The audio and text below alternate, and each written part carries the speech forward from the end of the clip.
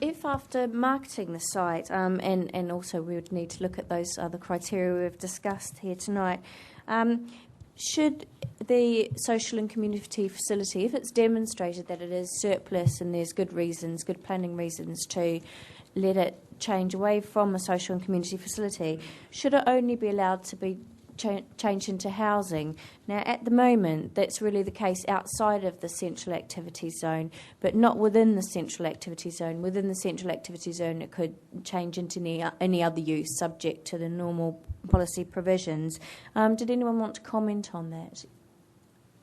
Yeah, I just wanted to add a small point that I think it really depends on a case-by-case basis, and sometimes housing will be the best alternative use, other times there'll be other examples. And it's very difficult to sort of say exactly what those are, but I don't see why you have to be so restrictive.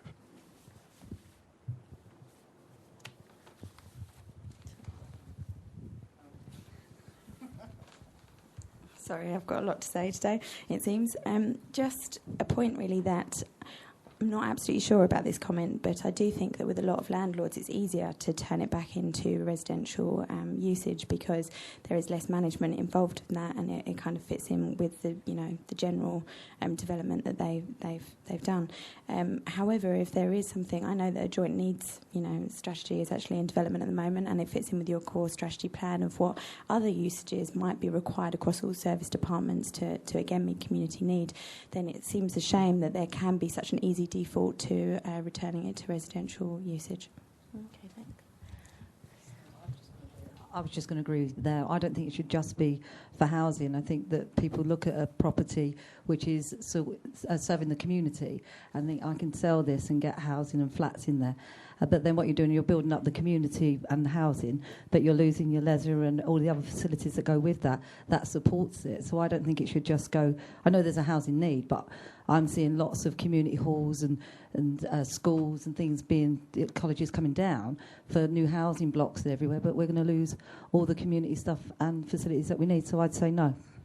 This would be after they've demonstrated that it's okay to lose it as a social and community. So all of that would need to happen before we reach this stage. You can demonstrate that, because if you're looking at your community halls and I don't know, if you've got a block that's community, lots of them are charity and they're trying to get funding. So if they can't get the funding, then they can't carry on what they're supporting the needs of the community for. So it's easier to say, well, we haven't got the funding, so we can't pay your rent. So we can't afford it, so we lose that charity. And then they come down, and then the houses go up. So you can easily do it, and I'd say no to that. Okay, thank you. Well, I agree with that. I mean, I think it should go to all these facilities that are listed under glossary, including, for example, libraries or places of worship. I'm interested to know how a garage site is described. Does it come on? Is that a community facility? No. As in a petrol filling station? No. I was thinking of a car park. A car park.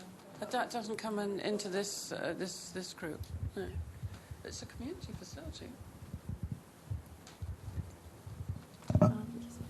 Echoing what the lady just mentioned about good use of the space, do not forget there are lots of struggling artists who need space to rehearse and also to exhibit their artwork.